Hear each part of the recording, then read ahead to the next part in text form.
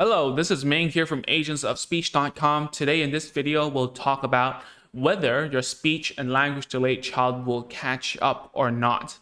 I hear this question so many times when I'm in the clinic, and during these times in a pandemic, it translates to getting this on Facebook, on email, on DMs and PMs and so on. So I want to make this video, although it won't reach everyone and new parents and so on, but I hope to address this question once and for all here, okay? So first of all, it really depends on your child's diagnosis and severity.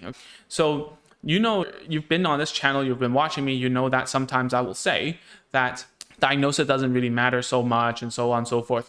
But I'm only saying this is because I want you to take action and start doing stuff at home, okay? Because parent involvement is the number one thing that determines whether a child will develop fast and catch up or not, right? So for instance, if your child's diagnosis is about speech sound error, speech sound disorder, meaning they have problems pronouncing words. If they're saying their name is Stacy, they cannot pronounce the S, then it becomes Daddy, right? It deletes the S or something. Then that's a speech sound disorder or speech sound delay, okay?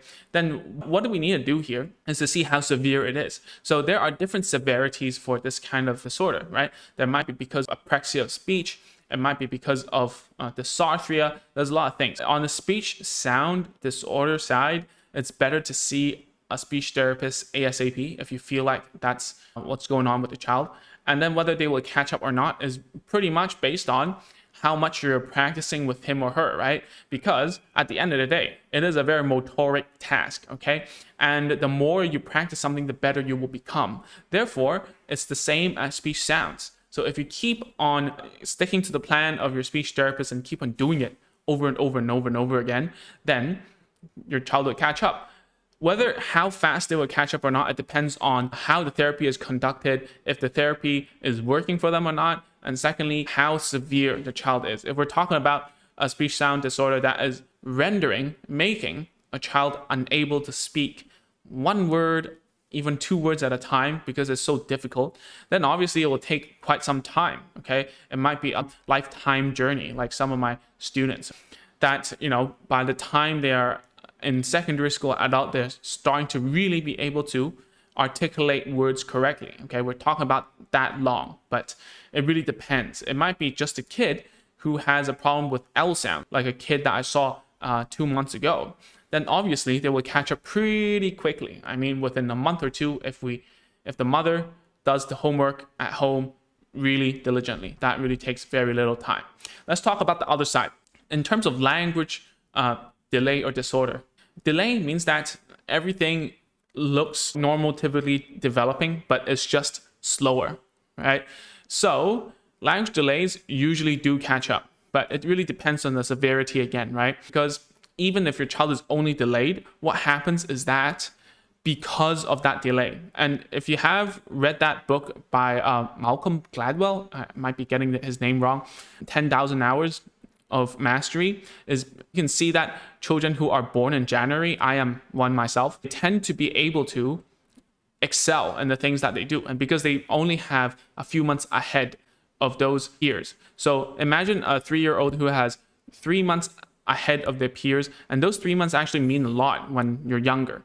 But the opposite is true, right? If your child is 3 years old and they're like 6 months behind in terms of language, think about how much less opportunities they will have, how much less fruitful social interaction they can have, how much friendship they can build if they are 6 months to a year delayed. And therefore, this whole effect will carry forward, will carry down. Same as those children who are born in January, they are a few months ahead. This effect carries forward, right? They get more opportunities, they learn more, they get put inside of a better class, and so on and so forth. The same as for those who are behind, all right? And that's why we see, and this is not anyone's fault or the system's fault or whatever, it's just reality that children who are language delayed will struggle. And it becomes a risk factor that even academics, reading, writing becomes hard for them, okay? So let's talk about language disorder. Language disorder is something that usually we put, not every, but most of the time, is related to autism spectrum disorder. And whether if they will actually catch up or not, we shouldn't even think about in that way because it's disorder. It's out of order. And if you're using someone who is on the spectrum, that theoretically we shouldn't put them on the same weighing scale as someone who is neurotypical, right? So therefore, whenever a child is on the spectrum or have a language disorder, it might be actually a lifelong journey. And most of the time it is, okay? Anyone who tells you that someone has become neurotypical from ASD, I don't know what they're saying. Actually, 100% of the time, autism spectrum disorder is lifelong. It's a total different operating system than neurotypical people like you and I who are watching, most probably.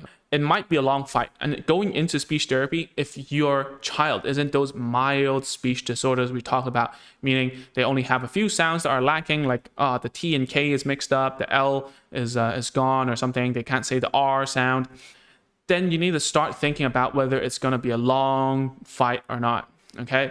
And most of the time it is. And why I'm saying this is because your involvement is super important. You going in as the mother, as the father, knowing that this is going to stick for quite some time, because there's no magic bullet. There's no like some magic that will happen and then suddenly click. Maybe down the road, they will be able to catch up. And most probably they would. To some extent, they would be able to function in this world. And if we're not talking about those, excluding those children who are not only just speech and language disordered or delayed, meaning that they have other complexities in their life, might have physiological problems, all right, then to some extent they will be at least be able to communicate with you somehow or have some functional speech going on, okay? And whether or not they will catch up is also according to your own expectation of your child as well, right? So there was one time where a parent came up to me. The child is 5, cannot speak yet. The child has apraxia of speech, has open mouth structure, meaning they cannot close their teeth like that. There's a hole here, and then the tongue wasn't very well developed and so on. And then she was saying to me, the first lesson, she was like, oh, how is he gonna make it in university? How is he gonna talk to his friends? How is he gonna work in the future? Although, yes, everyone should plan for the future, and I don't mean to, step on your dreams. I don't mean that all, but we need to take this step by step, right? If your child cannot speak right now, the next step is obviously to think about how to get them to talk the first word or get their sounds accurate, right? Therefore, whether your child would catch up or not, first of all, is relative. Your expectations and hopes. Second of all, it depends on the disorder and the severity. Third of all, really is something that no one can answer. I have a client, I have a student, she's 30 years old, she's on the spectrum, and she only became able to start talking in sentences in her 20s. She's now able to work, right? She's now able to communicate. When she came to me, we had to revisit, we had to go back and help her with, because she was on the spectrum. It's a disorder. See, it's out of the place. She's able to communicate, she's able to work, but some basic functions she cannot do, right? That's why it's all jumbled up. That's why it's a disorder. That's why it's going to be lifelong, because there are some things that are lacking. No matter how well you do your therapy, we always prioritize some skills over the other, right? So sorry for this long rant. I hope that you understand a little bit more about what I mean here, and it really is dependent on you as the parent to think about where your hopes and dreams are and how you can help your child to go to the next level, and then we can talk about the next ones moving forward. And it really largely depends on a whole bunch of factors. No one can ever tell you if your child will catch up or not. If someone can, then I don't know what they're talking about. Well, other than what I said, those very simple speech disorders, right? Those what we call articulation disorders or phonetic or phonological disorders. If you hear those, if it's the severity is like mild, you'll be done in a few months, okay?